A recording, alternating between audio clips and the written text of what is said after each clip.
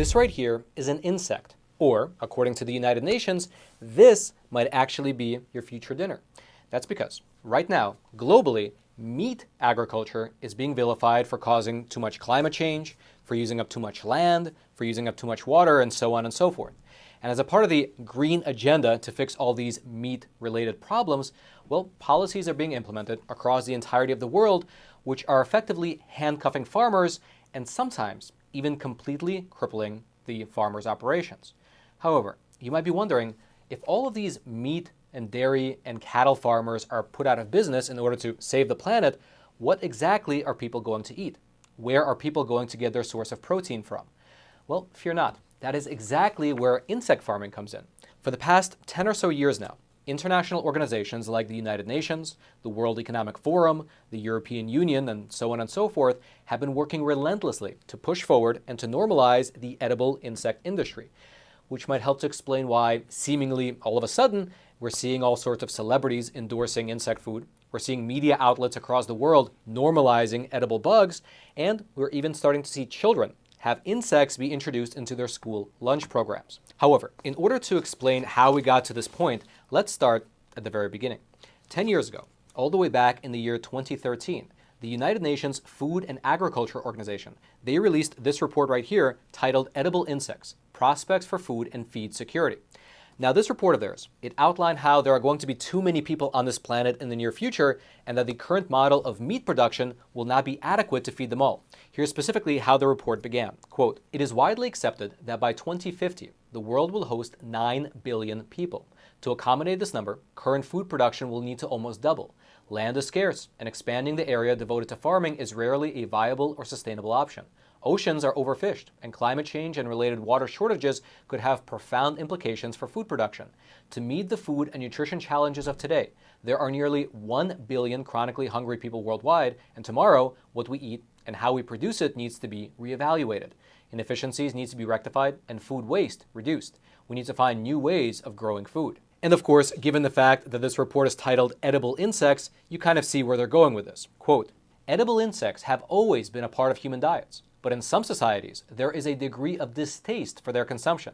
Insects offer a significant opportunity to merge traditional knowledge and modern science in both developed and developing countries." Now, this UN report, again, published 10 full years ago, well, it's now considered, in retrospect, one of the foundational documents in this effort to bring insect eating into mainstream Western culture. And just as a fun fact, in this UN report, there are some possible solutions to getting over people's resistance in the West to eating bugs. Here's what they wrote on this front, again, 10 full years ago. Quote, "Among the strategies to be considered for developing effective communication strategies for governments, international agencies, the private sector, and NGOs are tailoring messages for different audiences, identifying incentives for using insects as food, using success stories and best practices/experiences to promote the consumption of insects, involving local media to raise awareness, creating a communication toolkit on the importance of and opportunities for insects as food and feed, and seeking endorsements from celebrities to improve the credibility of the sector." It's kind of amazing to read this in retrospect, knowing how 10 years from when this was written, well, we have media outlets and celebrities across the whole world indeed pushing for the eating of insects. It's always fascinating to see how many of these grassroots campaigns that we see on television and on social media can be traced back to some sort of a centralized plan at the international level. Regardless, this report, it mentioned the growing human population as the main reason that people should switch over to insects as their protein source. And they cited a projection which showed that by the year 2050, there will be approximately 9 billion people on the planet, which for your reference is still currently approximately the UN projection. However, the devil here, you can say, is in the details, because when you dig into the UN's own data, it suggests that North America, as well as Europe's populations, are already near the peak of their growth expectations, meaning that this growth is not going to be because of North America and Europe, but instead, the bulk of this global human population growth is actually going to be taking place predominantly in Africa and Asia. In fact, by the year 2100, the UN expects that Africa and Asia will be home to 8 out of every 10 people on the globe. And yet, even though Africa and Asia happen to already be the two places that have a long history of eating insects, well, the UN thinks that it's the responsibility of the West, meaning North America, Europe, and Australia, to sacrifice our food culture for the good of humanity. And so already, just in the premise of their argument, you begin to start seeing cracks. And these cracks only get wider as you dig in further. For instance, to normalize the idea of eating bugs, the UN goes on, within their report, to estimate that insect eating forms part of the traditional diets of at least 2 billion people around the world. Okay, so that's a lot of people. 2 billion is no small number. However, what they fail to mention as a part of that estimate is that eating insects in a vast swath of these countries is done out of either sheer necessity and or some type of a cultural or religious reason. And in fact, aside from some expensive Asian insect delicacies, when you see villages in Africa capturing tens of thousands of mosquitoes and then cooking them up into a mosquito hamburger patty, well, they aren't necessarily doing that because they want to. It's not really just because this is their traditional cuisine. Many people across the world, especially the developing world, resort to eating insects when there are either significant food security problems in their country and or there's a lack of a stable source of animal-based protein. You very likely would not be making a mosquito patty if you had regular access to beef. Furthermore, while there are examples of societies which incorporate insects into their diet, like we just saw in Africa, there does not appear to be one single population of people anywhere on the planet whose primary source of protein is derived from insects. It doesn't appear that that's a thing. And then furthermore, there doesn't appear to be any scientific evidence which exists, as of yet, showing that a long-term diet consisting predominantly of insect-based protein is healthy for a human being. However, that has not stopped the proponents of this green agenda from continuing to push for the mass adoption of edible bugs. And normally, within their talking points, the UN and the World Economic Forum, they cite 3 specific reasons for why edible bugs are the future. The reasons are as follows. Firstly, insects produce fewer greenhouse gas emissions compared to farm animals. Secondly, insects require less feed in order to produce protein that's suitable for humans. And thirdly, insects take up less physical space. However, just like with the growing population argument and the bugs are traditional food in Africa and Asia argument, the devil here is in the details as well. And so let's go through these 3 points together, starting with the argument that insects produce lower greenhouse gas emissions when you compare them to different farm animals. To start with, according to the EPA, the agriculture sector in America accounts for about 11% of the total greenhouse gas emissions that are put out by the US every single year. Of that 11%, roughly a quarter comes from the methane that's produced by livestock, especially ruminants like cows during the digestive process. And so what this means is that according to the official EPA estimate, around 4% of the total greenhouse gas emissions coming from the US every single year comes from cows and other farm animals. And it's exactly this 4% that the UN would like to see reduced in order to save the planet. The only problem here, though, is that according to the studies that have been published, and I should mention there are not many that have been published, but there are some, and when they compared the farming of insects versus the farming of livestock, well, the results were rather surprising. For instance, this study right here, which came out of the Netherlands, was comparing how some of the more popular insects stacked up against cows and pigs in terms of the CO2 that was emitted per kilogram of protein. And as you can see from the results on this graph, every species of insects they looked at produced at least 50% less emissions when you compare them to cows. This result was then heavily publicized by the environmentalists, for whom cows are typically the primary targets. However, notice something. In that same study, pig farming was found to produce lower levels of CO2 than about half of the insects that they looked at. But interestingly, you almost never hear about that part of the study. The focus in public debate is almost always on cattle, with all the other livestock just getting sort of lumped in there, regardless of their true environmental impact. And furthermore, what was conveniently left out of that particular study altogether was the comparison between insect farming and chicken farming, which, when you look at it, actually produces very similar levels of emissions. And fortunately for us, there are other studies which did look at this comparison, like this one here published in 2015, which compared how efficiently crickets could convert various types of feeds into protein when you compare them to chickens. And these researchers found that crickets, who were fed a grain-based diet, similar to broiler chickens, showed little improvement in protein conversion efficiency.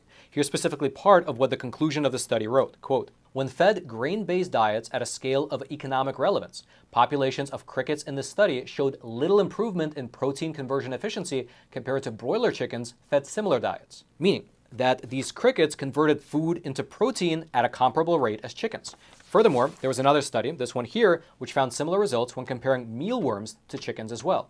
Basically, according to these studies, it appears that chickens and these various insects take in the same amount of food to produce the same amount of protein for humans. And by the way, just as an aside, one of the reasons that they are feeding these insects a grain-based diet rather than a diet of, let's say, manure or industrial waste is because typically bugs are eaten whole. Usually when they're processed into human food, the entire insect gets eaten, guts and everything else. And so it does matter what these insects are fed. And so, for instance, when insects are being raised to create food for chickens or for fish, it's absolutely okay to feed them things like manure or rotten food waste. That's perfectly fine. But if the end goal is to feed these insects to humans, you cannot use manure and rotten food waste to raise the bugs. In fact, that initial report that was released 10 years ago by the UN, it mentioned this point when discussing the cost that was associated with edible insects. Quote, insects intended for human consumption need to be fed feed-grade or even food-grade food if the insects are not to be degutted. And then there was actually a report put out by the UN more recently, just a few years ago, which highlighted even further the importance of choosing the correct food for these bugs that are eventually going to be fed to humans because it dramatically impacts the nutritional content. Here's what they wrote, quote, however, it is important to note that the nutritional content, as well as the microbiological and toxicological profiles of insects that are produced, depends on the composition of the side streams used as substrate, meaning the food. And so as a result, many insect farms that are intended for human consumption wind up using feed that's almost identical to that used in chicken farming, which consists mostly of crushed up grains. And so the argument that insect farms will reduce the amount of food required to produce protein is not quite accurate. Furthermore, if we go back to that second study, the one which compared mealworms to chickens, the researchers here brought up another aspect of the environmental footprint debate that very few people consider. Here's what they wrote, quote, mealworms, being poikilothermic, depend on suitable ambient temperature for growth and development. When ambient temperatures are low, heating is required, increasing energy use. Essentially, these researchers were pointing out that since insects are cold-blooded, in order for them to maintain a body temperature that's sufficient for their metabolism to function properly, the use of external heating is required, especially in colder temperatures like Europe. Chickens, on the other hand, are warm-blooded and can tolerate a wider range of external temperatures and still be fine. Meaning that, in practice, compared to chickens, insect farming could end up using even more electricity, leading to more greenhouse gas emissions in the form of energy usage on the farms, resulting in a potentially larger environmental footprint when you look at the entire farming setup. Furthermore, it's also important to consider the fact that so many different products are made from animal derivatives. For instance, just in regards to cows alone, things like glue, wallpaper, plywood, piano keys, shampoo, leather, insulin, fertilizer, tires, soap, rubber, as well as several dozen other types of products are made from various parts of the cow. And so, if you only compare cattle farming to insect farming in terms of protein per gram of CO2, it doesn't take into account all of the additional environmental impacts which will be caused if cattle farming were to end, and all these myriad of different products will need to be sourced from elsewhere. And so, all these different studies that we went through, they're not meant to dismiss the environmental impact that cattle farming has in the environment, which has its own problems, like for instance, monocropping. But these studies do reveal the holes in the very simplistic narrative that you can easily just swap out bugs for meat at a large enough scale to feed the whole population, and the result will just be less emissions. It's not that simple, and also it's not even necessarily the case that it's true. Furthermore, the other talking point that proponents of edible bugs use is that bugs require less physical space than traditional livestock. In fact, most insect farming operations practice what's known as vertical farming, which maximizes the space that they have available. However, like with everything else, the devil is in the details. Here's a graphic published by the UN itself, showing that most of the land that's attributed to livestock farming is actually comprised of land that it takes to grow the feed for those animals.